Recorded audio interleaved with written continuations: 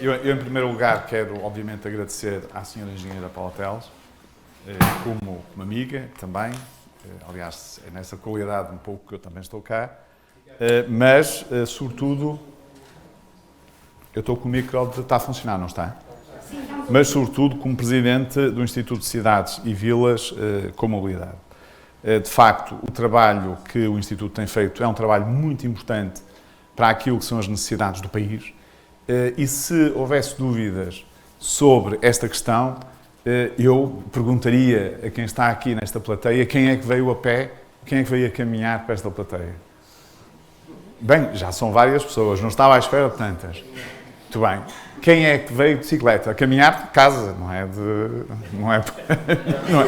de estacionamento até aqui. A caminhar vieram todos, num centro de carro aqui dentro. Não é? Quem é que veio de bicicleta? Ninguém. Quem é que veio em transporte próprio? Quase todos. Não é? Ok, pronto. Portanto, nós precisamos de mudar as coisas. É óbvio que o fator tempo é um fator absolutamente essencial na vida das pessoas. E, curiosamente, o tempo hoje é muito mais crítico do que era há uns anos atrás. Porquê? Porque tudo é muito mais rápido. Ou seja, a evolução, eu já me estou a afastar do tema, mas eu depois entro no tema. A evolução que a memória teve, ou seja, o preço da memória, o preço do megabyte. O megabyte nos anos 80 custava $400, $385. Hoje, um gigabyte não tem preço, não se consegue comprar um gigabyte. Isto acelerou tudo nas nossas vidas. Acelerou as bases de dados, acelerou a forma como nós vivemos, acelerou a imprensa, a comunicação social, a velocidade a que as coisas acontecem, acelerou até a velocidade a que todos trabalhamos, até o próprio governo. Eu lembro-me quando estive na Ordem dos Médicos, há uns anos atrás, ainda era um jovem médico, tinha acabado o curso de medicina, saía, enfim, um decreto-lei, um despacho, uma vez por semana, ou 2 em 2 semanas, agora sai todos os dias. Todos os dias há legislação a sair. E isto é uma questão que atinge todas as pessoas e, portanto, o tempo é de facto crítico. Eu, há bocado, estava a ouvir com atenção, no mês anterior, e não participei por uma questão também de educação, porque não me competia participar, mas falou-se de várias coisas importantes. E eu acho que algumas delas vale a pena pensar nelas.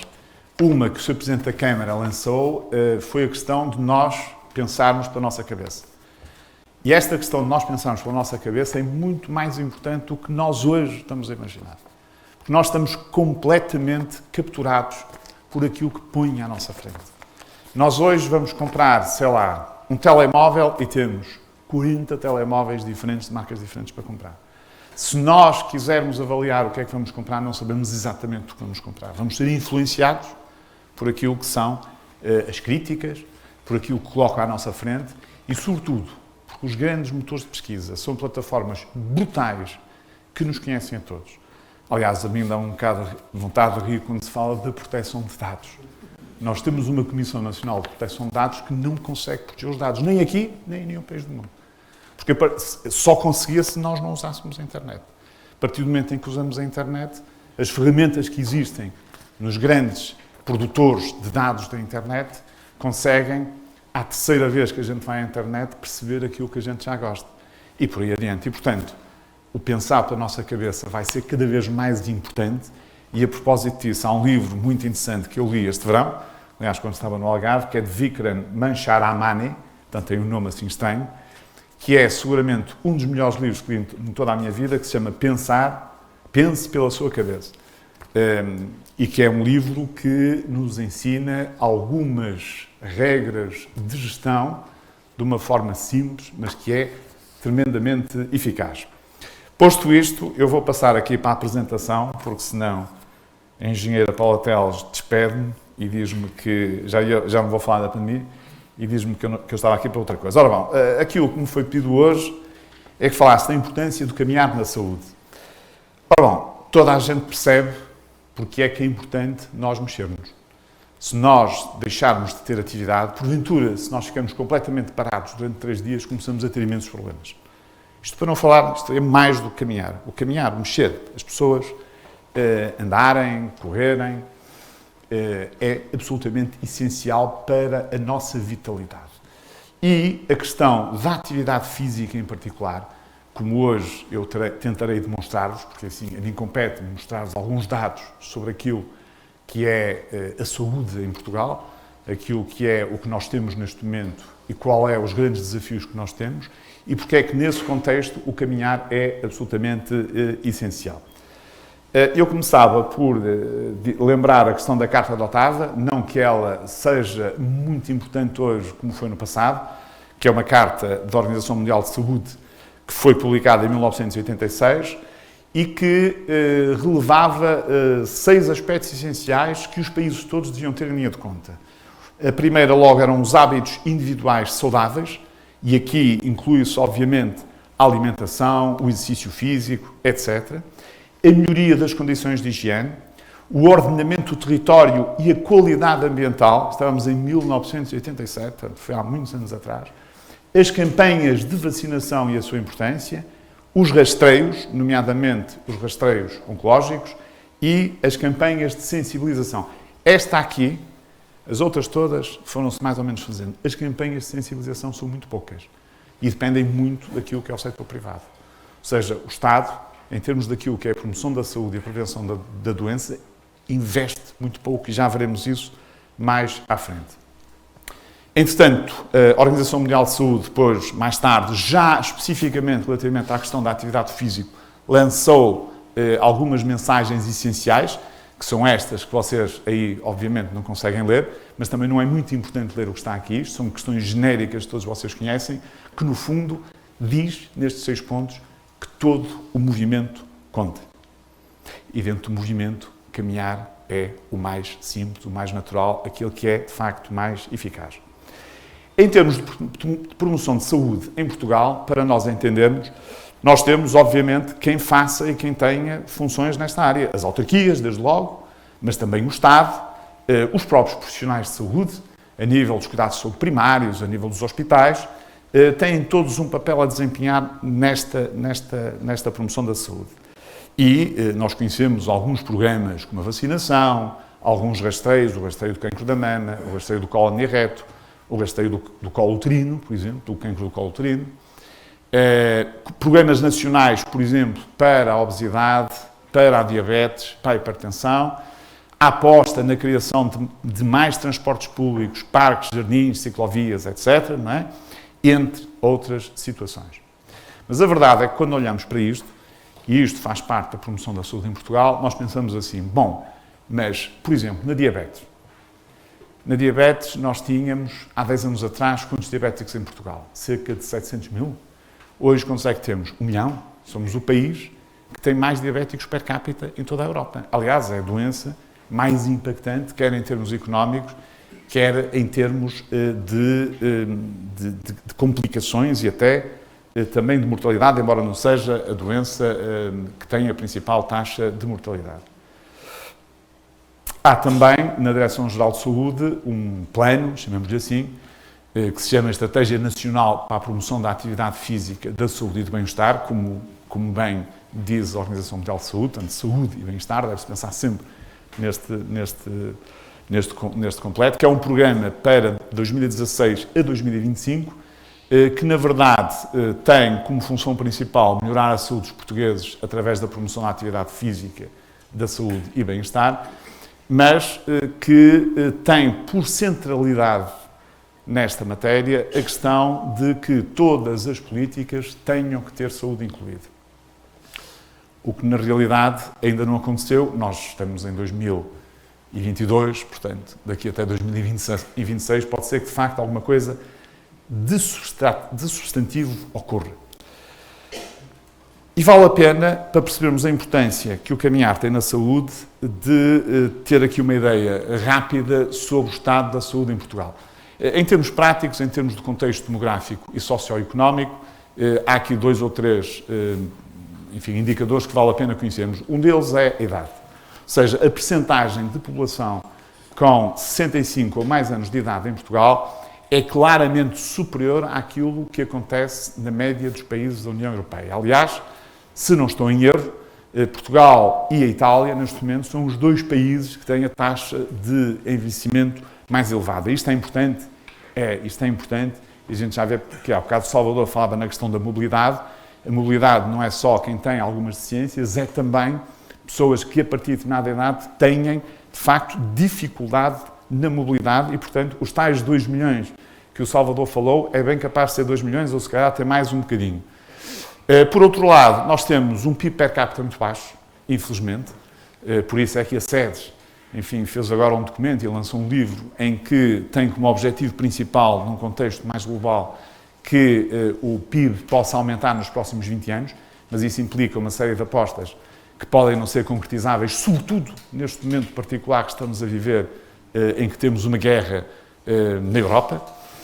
Depois, daqui não se salientava mais nada, mas é importante começarmos por dizer que Portugal, a esperança de vida à nascença é superior à média da União Europeia. Isto é, na prática, nós temos aqui um indicador que é extremamente positivo. Ou seja, nós, em média, duramos mais anos, temos mais tempo de vida do que a média dos países da União Europeia. Isto é verdade. Mas tem um senão. E o senão começa por aqui. Um inquérito feito pela Eurostat, portanto pela União Europeia, mostrou que os portugueses atribuem uma classificação mais baixa ao seu estado de saúde do que a maioria dos outros cidadãos da União Europeia. E se nós nos centrarmos nos portugueses que têm 65 ou mais anos de idade, esta situação ainda é mais crítica, como podemos verificar neste gráfico, em que Portugal está em terceiro lugar a contar do fim, ou seja, daqueles em que as pessoas se queixam mais do seu estado de saúde. É verdade que isto leva àquilo que o Salvador há pouco disse, leva à questão das limitações.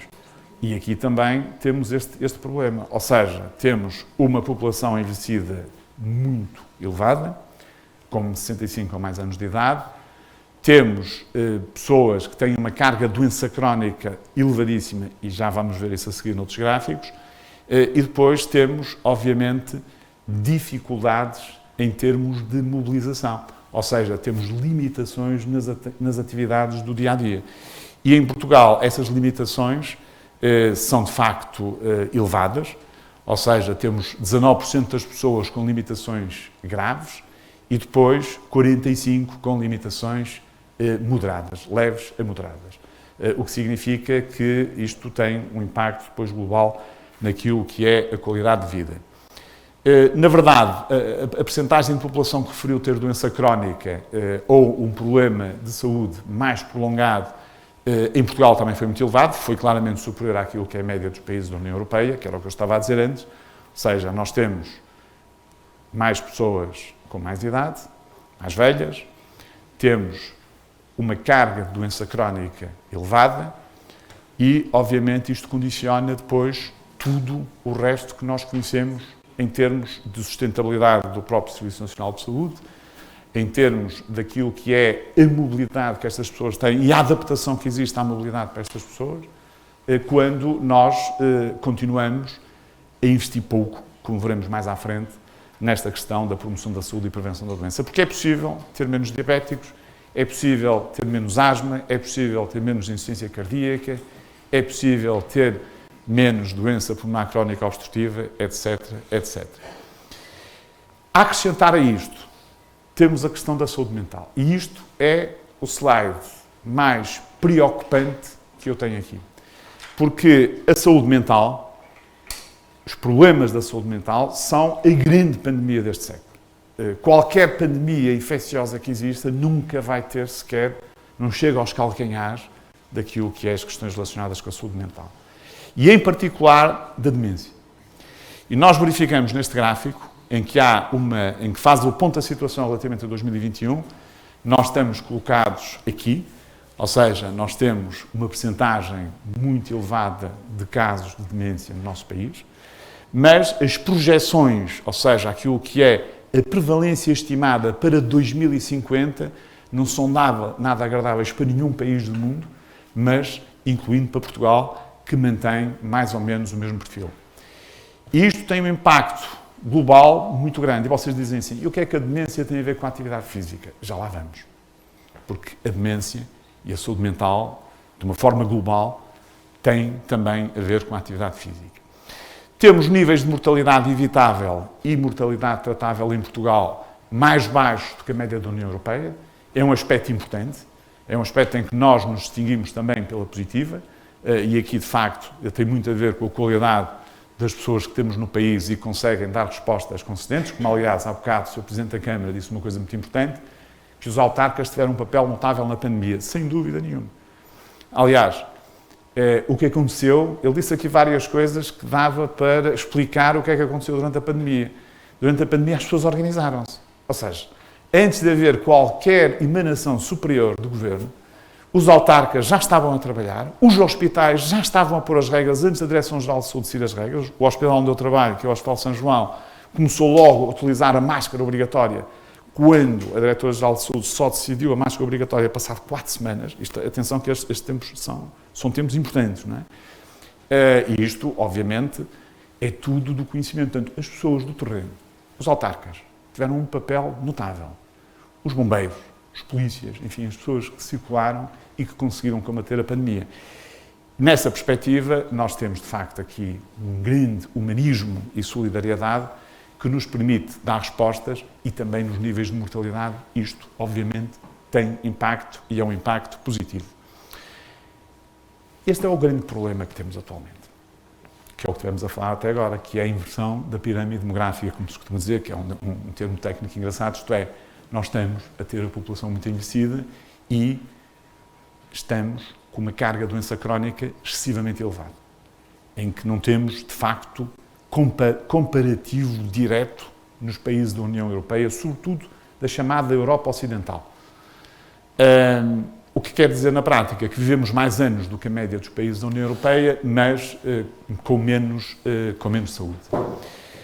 Este gráficozito é um gráfico interessante que mostra um bocado aquilo que é a fatia do orçamento de Portugal para várias áreas. Temos aqui um indicador que é fantástico a nível europeu, que é nós investimos muito em cuidados ambulatórios, e aqui até estamos acima da média da União Europeia, e os cuidados ambulatórios são muito importantes, são muito mais eficazes e oferecem muito mais qualidade aos próprios doentes, mas continuamos aqui com uma mancha negra, que é uma mancha negra que a gente já falou 150 mil vezes, mas que não adianta nada, que é nós investimos muito pouco em prevenção e em promoção da saúde. Muito, muito pouco. E sobre estes dados não há muito a dizer, são dados objetivos. Isto são dados, mais uma vez, da OCDE, não são dados sequer daqui do nosso país, de alguma instituição privada ou pública, e nós continuamos a estar muito distantes daquilo que a União Europeia aposta em prevenção. Isto, obviamente, tem as suas consequências, como vocês já perceberam. Até porque, em Portugal, cerca de 1/3 de todas as mortes registadas em 2019 poderão ser atribuídas, e segundo os peritos, enfim, que já fizeram a análise desta mortalidade, estamos a falar dos peritos da Direção-Geral de Saúde, a fatores de risco comportamentais. E neste particular, o excesso de peso e a obesidade são, de facto, um problema de saúde pública muito importante no nosso país. Por exemplo, em 2018, eu não sei se isto tem aqui luz, em 2018, 22% dos jovens com 15 anos tinham excesso de peso ou eram obesos, que era um valor claramente superior àquele que existia na União Europeia, e, portanto, aqui o baixo nível de exercício físico, e o baixo nível de exercício físico começa no caminhar, que é a parte mais importante de toda a atividade física, é a mais amigável, é a mais fisiológica, é aquela que reforça a nossa capacidade respiratória, a nossa capacidade circulatória, a nossa capacidade muscular, sem nós estarmos a exercer uma pressão demasiado elevada, por exemplo, sobre as articulações, sobre os músculos, etc., com os fatores negativos que isso também pode, eventualmente, comportar.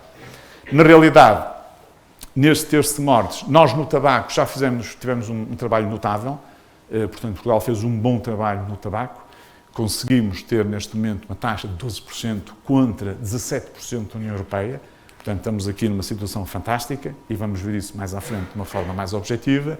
Nos riscos alimentares fizemos também um bom trabalho, mas temos muito mais trabalho a fazer, porque nós na alimentação continuamos muito mal, continuamos a ter uma taxa elevadíssima de sal, continuamos a não adotar massivamente aquilo que é a dieta mediterrânica, ou seja, continuamos a não comer os legumes que devíamos comer, etc.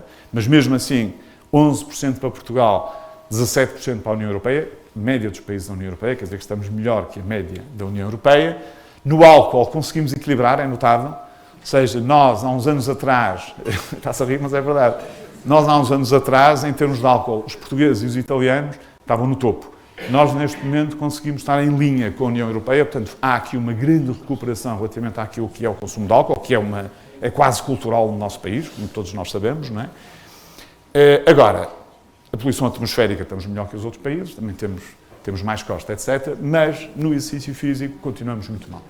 E estamos claramente acima daquilo que é a União Europeia. Ou seja, nós continuamos sem fazer a atividade física que, de facto, devíamos fazer.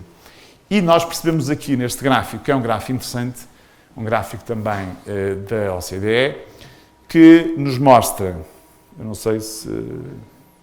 tem ponteiro isto? Diga, desculpe. Vou clicar aqui. Ok, abrir, pronto. Conseguimos, este gráfico é um gráfico engraçado, porque tem a vermelho aquilo que é de evitar, não é? Depois o laranja, o amarelo, o verde clarinho e o verde mais escuro. Se nós tivermos tudo no centro, quer dizer que estamos fantásticos, não é? Aqui nós conseguimos, no tabagismo, como já disse há pouco, evoluir positivamente, estamos no verde, quer nas crianças, quer nos adultos. Nos adultos estamos mesmo no verde escuro, que é perto do alvo principal. No consumo excessivo de álcool também evoluímos bem. Onde é que nós estamos claramente mal? No exercício físico, quer nos adultos, quer nas crianças, estamos na área vermelha e chega por aqui. Depois temos na laranja a questão do consumo de álcool nos adultos, enfim, já estamos perto da amarela, estamos a recuperar, temos vindo a recuperar durante estes anos, e também no excesso de peso e obesidade, que são também uma consequência, por um lado, da alimentação e, por outro lado, da falta de exercício físico. Aliás, este gráfico mostra muito bem aquilo que é a situação alimentar e nutricional em Portugal, eu não vou falar sobre ele, enfim, hoje isto é para falar de exercício, não é propriamente para falar da nutrição, mas a nutrição é capital. A nutrição é, juntamente com a atividade física, dois dos fatores essenciais que nós devíamos promover e que não têm tido a promoção que é necessária da parte das entidades que têm aqui uma competência mais específica. O acidente vascular cerebral e a doença cardíaca isquémica, portanto, o infarto agudo do miocárdio, continuam a ser as principais causas de morte. Houve uma pequena alteração durante 2020, em que a Covid-19 foi responsável por uma parte significativa das mortes, portanto estamos a falar de 5,7%, os AVCs 9,9%, os infartos agudos do miocárdio 6,4%, a diabetes, para terem ideia, 3,8% das mortes, é significativo, depois temos aqui as pneumonias, o cancro do pulmão, do cólon e reto, a DPOC, etc. A atividade física, para termos ideia, e veremos isso mais à frente numa tabela final, tem impacto sobre os acidentes vasculares cerebrais, impacto positivo para evitar ou para atrasar, sobre o infarto agudo do miocárdio, sobre a diabetes, sobre a doença pulmonar crónica obstrutiva e, eventualmente, segundo estudos que existem, mesmo sobre algumas doenças oncológicas. Neste momento temos um problema mais sério, que é um problema que nos vai, obviamente, fazer acelerar todos os processos, ou eu espero que isso possa, de facto, acontecer, que é o problema que em 2020, ou seja, no primeiro ano da pandemia, nós tivemos cerca de 1/3 das necessidades em saúde que não foi possível serem satisfeitas. Isto é uma situação que nos coloca vários desafios, por ela só, desafios relacionados com este que hoje estamos aqui a falar, mas desafios também relacionados com as questões relacionadas com o diagnóstico de doenças. Ou seja, neste momento há muitas pessoas que têm doenças que não estão diagnosticadas e que precisam rapidamente entrar no sistema. Ou seja, isto vem complicar aquilo que é a nossa ação nesta matéria. Este gráfico é semelhante ao anterior, mas inclui também a alimentação. Eu vou passar lá à frente antes que a senhora engenheira comece a ficar nervosa. Quando eu chegar aos 30 minutos, diz-me. E agora vamos começar a entrar diretamente na atividade física e perceber a relação da atividade física com aquilo que é os indicadores de saúde em várias áreas. Aqui temos aquilo que é o Eurobarómetro para o desporto e para a atividade física e as conclusões. Portugal está a vermelho, o que é mau. quer dizer que temos pouca atividade física e devemos ter mais atividade física, e até a prática desportiva não é tão alta como nos outros países, mas podemos concluir daqui que, de facto, quase metade dos europeus, 46% não praticam exercício físico ou desporto. É claro que isto aplica-se também aos miúdos, aplica-se muito aos miúdos. Os miúdos hoje não dispensam o telemóvel, os miúdos hoje sentam-se numa sala de restaurante com os pais e estão os 4 a comunicar pelo telemóvel, e isto é real. Vocês, no próximo jantar fora, reparem nisto, que isto vale a pena, isto até vale a pena filmar. E, portanto, as pessoas cada vez mexem-se menos. Deixaram de caminhar, caminham menos, só não vão de carro para atravessar a estrada porque não dá jeito, quer dizer, têm que atravessar na passadeira, mas a verdade é que as pessoas andam de carro por todo lado, o que é péssimo para todos nós. Por outro lado, enfim, a maior parte dos europeus, neste inquérito que foi feito, Portugal, obviamente, tem aqui uma percentagem maior naquilo que é as pessoas que não praticam atividade física, pelo menos de forma regular, e é verdade que muitas câmaras têm feito aqui um esforço grande, e algumas câmaras até com algum sucesso, digamos assim, e não é possível nomeá-las hoje todas, eu falarei 2 ou 3 mais à frente, quando tiver a terminar esta apresentação, mas a verdade é que nós temos aqui um grande caminho a fazer, e o Instituto, neste aspecto, tem sido, de facto, uma voz sólida que nós devemos, obviamente, acompanhar e seguir. Este slide documenta exatamente aquilo que dissemos atrás. Portugal está aqui, em segundo lugar, a contar do fim. Por outro lado, o impacto que o exercício físico tem na economia é muito grande. Ou seja, nós estamos a perder de 2 formas. Estamos a perder em saúde, e estamos a perder em saúde de forma brutal, porque se nós formos analisar o número de diabéticos que temos e quanto é que o Estado gasta com os diabéticos por ano, nós vamos ficar todos surpreendidos, mas estamos também a ter impacto na economia naquilo que diz respeito à atividade física. Ou seja, a Deloitte, recentemente, fez um estudo sobre esta questão da atividade física e aproveitou até para se centrar na questão do fitness, etc., que era para ter dados mais objetivos. E chegou à conclusão que as faltas ao emprego por doença e o consequente absentismo custaram à economia portuguesa, num ano, cerca de 1.500 milhões de euros. Ora, 1.500 milhões de euros é muito dinheiro. Portanto, se nós conseguirmos, de facto, investir mais na prevenção, na promoção da saúde, etc., nós vamos conseguir melhorar vários indicadores e vamos tornar a nossa própria economia mais sustentável. Estou a passar à frente, enfim, isto aqui diz que a inatividade física é também uma pandemia por si, dada o impacto que tem no fator de risco de mortalidade global. Isto aqui é o título de um artigo que o Presidente da Direção da Portugal Ativo publicou há uns tempos atrás no Observador, cujo título era este: Uma mistura explosiva para a saúde dos portugueses. E então o que ele diz no artigo é aquilo que faltou complementar ao que foi dito há pouco durante esta sessão anterior, em que alguém disse que é preciso tempo e planeamento. E eu acrescentava, é preciso tempo, planeamento e orçamento. É preciso dinheiro. Há coisas que têm que se fazer com dinheiro. É preciso investir. É preciso ter planos. E é preciso concretizar os planos. Porque alguém hoje também já disse que o grande problema de Portugal não é ter planos. Nós temos documentos extraordinários, por exemplo, sobre a saúde mental. O nosso plano para a saúde mental é dos planos melhores do mundo. Foi elogiado em todo o mundo. E tivemos o plano durante 17 anos. E durante 17 anos não se aplicou nada do plano. Ou seja, nós continuamos parados. E porquê é que não se aplica? Não sei. Não se aplica porque não há investimento suficiente para aplicar, não se aplica porque não há quem concretize os projetos, não se aplica porque as pessoas, depois daquilo, partem para outra coisa e depois já não vão pensar naquilo porque aquilo já está feito o plano e, portanto, já está resolvido. E nós temos muito esse problema, que é um problema global e que é fazer acontecer as coisas, ou seja, é concretizar as coisas. Por isso é que na saúde se fala muito, agora para ministro, enfim, não devia dizer isto, mas do professor Fernando Araújo, portanto, se fala muito, quer dizer que não vai ser, porque estas questões são sempre assim.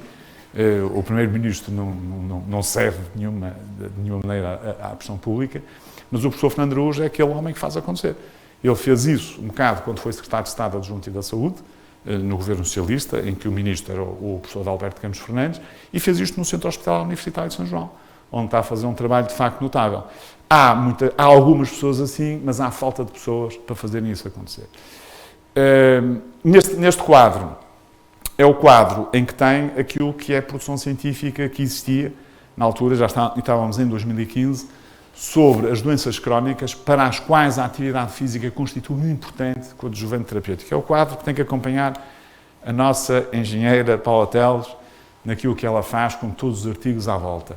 Ou seja, em que doenças é que a atividade física, e que está demonstrado já cientificamente, pode ter um impacto positivo no sentido de as evitar ou de as mitigar. Doenças cardiovasculares, como por exemplo a hipertensão arterial, a doença coronária, o infarto agudo do miocárdio, naturalmente, etc. Doenças oncológicas, cancro da mama, cancro do cólon, cancro do endométrio. Doenças pulmonares, como a doença pulmonar crónica obstrutiva, a asma brônquica, a fibrose cística. Doenças metabólicas, como é o caso da diabetes, que já falamos. Doenças psiquiátricas, como é o caso da depressão, do stress, da esquizofrenia. Doenças neurológicas, como é o caso da demência. E várias doenças musculoesqueléticas, que não sendo aquelas doenças brutais que nos tiram diretamente a vida, são provavelmente aquelas doenças que mais nos incomodam no dia a dia. Posto isto, e para terminar, vou só falar um bocadinho da mobilidade urbana na Europa. Isto nem devia falar porque isto vocês conhecem muito melhor que eu, mas vale a pena dar aqui uma nota relativamente àquilo que é a importância do caminhar, para além da própria saúde que já falamos atrás. A mobilidade urbana na Europa tem muito a ver com aquilo que foram as determinações da Comissão Europeia que adotou em 2021 e que, obviamente, tem a ver com a redução da emissão de carbono em cerca de 90%, enfim, um número que agora vai ser impossível de atingir nos próximos anos, devido àquilo que temos neste momento. É óbvio que estes objetivos passam por várias alterações a nível do transporte, passam por utilizar cada vez mais as nossas pernas, utilizar bicicletas, utilizar meios de transporte que não têm emissões de carbono também, e até outros, como por exemplo o transporte ferroviário em detrimento de outro tipo de transportes que são mais poluentes. Há várias cidades que já estavam a fazer isto há algum tempo, cidades na Europa, aqui. Por exemplo, Estrasburgo, em França, é um exemplo fantástico. Viena, da Áustria, é provavelmente um dos melhores, se não mesmo o melhor exemplo. Copenhague, na Dinamarca, é assim já há muito tempo. Zurique, na Suíça, e entre muitas outras cidades. Em Portugal, como nós sabemos, a mobilidade urbana em Portugal tem sido muito falada, mas falada mais junto dos especialistas, dos engenheiros, dos arquitetos, enfim, dos autarcas, naturalmente. Tem-se feito algumas coisas interessantes, mas a verdade é que nós continuamos com problemas, não é? Portugal, mais de 40% da população vive nas cidades e mais de 75% das deslocações, mesmo dentro das cidades, são realizadas em transporte individual. Não são realizadas a pé nem de bicicleta. Dir-se-á, bom, mas isto será possível de fazer no futuro? Sim, será possível se nós começarmos a ter um pensamento diferente sobre aquilo que devem ser as cidades do futuro, sobre aquilo que devem ser as cidades amigáveis, as cidades sustentáveis. A mobilidade sustentável, que é isto que a Sra. Engenheira Paula Teles e a sua equipa têm andado a defender, obviamente que tem um impacto brutal e nós devemos pensar nisto sempre, que é a mobilidade em meio de transporte que consome menos energia e que é mais amiga do ambiente, e isso é absolutamente essencial até para conservarmos a nossa relação com o ambiente e protegermos as pessoas e o planeta, não é só o planeta, é proteger as pessoas e o planeta. E este aqui é o conceito, enfim, o modelo de mobilidade sustentável que tem sido utilizável, que é aquele que também utilizamos cá, e que vocês conhecem melhor que eu. Eu não posso deixar de falar aqui do conceito das cidades 15 minutos. Este conceito foi o conceito mais extraordinário relativamente às cidades que eu vi nos últimos tempos e que é aquilo que me leva a escolher o local onde eu moro. Isto é engraçado. E agora estou a pensar, agora provavelmente até vou mudar de sítio, mas vou para um sítio em que também faça tudo em 15 minutos. Porque eu tive o privilégio de estar num sítio, não interessa qual é, para não estar a fazer promoção em uma cidade, não é? Numa autarquia, em que eu, a pé, faço tudo. Faço tudo. Em 15 minutos, distância de 15 minutos, eu tenho supermercados, existem cabeleireiros para a minha mulher, existem restaurantes, existem cafés, existem os serviços todos da Câmara, estão todos ali perto, etc, etc. Ou seja, não é preciso carro para nada. Em 10 minutos, 15 minutos, tenho tudo ali à volta. E isto dá uma qualidade de vida verdadeiramente extraordinária. Faz-nos bem, nós andamos, vamos fazer tudo a pé, é ótimo para nós, poupa tempo, aquela coisa tão preciosa que nós precisamos também de proteger, que é o tempo, não é? Agora, a maior parte das cidades eu reconheço que não são assim. Há algumas cidades assim, mas há poucas cidades assim. E, sobretudo, cidades que protejam também aquilo que é a mobilidade das pessoas que têm dificuldades. Porque este é o outro aspecto que as cidades, obviamente, estão-se a adaptar, tem havido alguns progressos interessantes, mas é possível irmos mais longe. Vale a pena ler a experiência que aconteceu agora na cidade de Paris, a engenheira Paula Teles, está mesmo a acabar, não é? Vai mesmo acabar, tal, que mostra um bocado a forma como isto pode ser feito.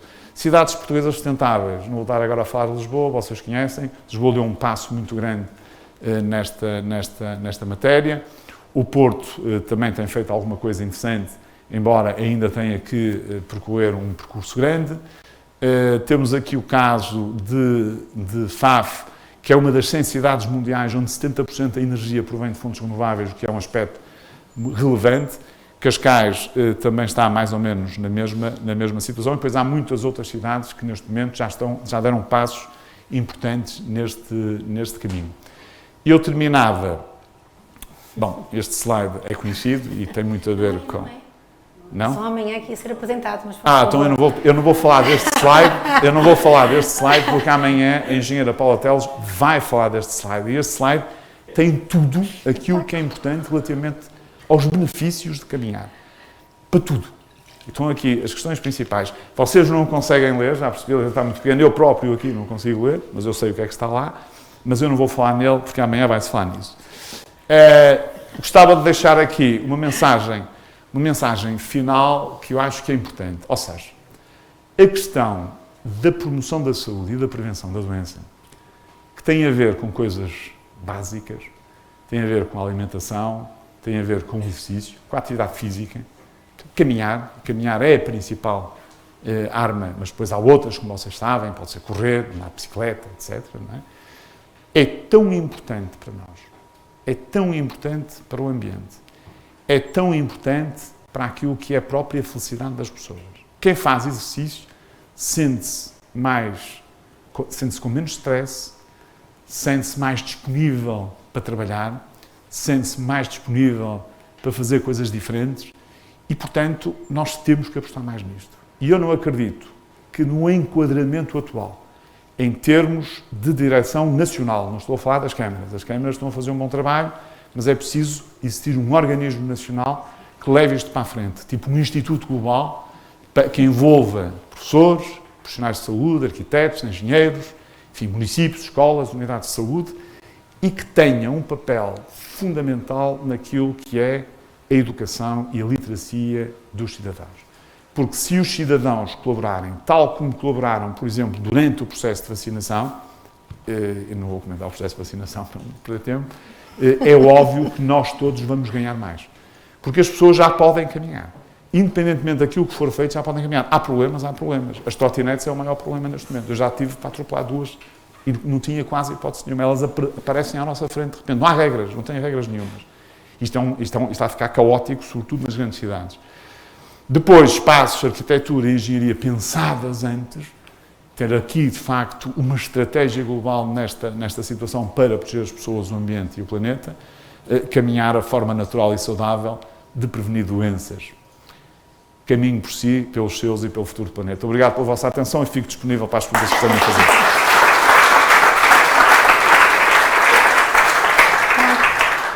Senhor Bastonário, muito obrigada. Eu penso que depois desta participação sua, da conferência que acabou de dar, a plateia está perfeitamente convencida de que tem que redesenhar as cidades. E caminhar. Portanto, se eu não conseguir esse objetivo, eu vou desistir de ser planeadora e vou tirar o curso de medicina e vou trabalhar com É mais fácil. Modo de profissão. Pronto. Fica também aqui o meu compromisso da nossa conversa anterior, que é depois de ver a sua tabela das doenças crónicas, vamos mesmo fazer um artigo conjunto Vamos a isso. Médico, engenheiro, urbanista, para ver se conseguimos juntar as duas áreas, que isso é que é interessante, integrar as duas áreas com a visão da saúde, não é? Em matéria do desenho da cidade. E eu ia pedir desculpa a todos e também ao Sr. Dr. Miguel Guimarães de não irmos para debate, mas não é possível. Porque nós começamos tardiamente. Não te importas, Pedro? É que senão vamos ficar aqui todos fechados no mercado. E isso também é muito difícil. Ficamos fechados, é? Sim.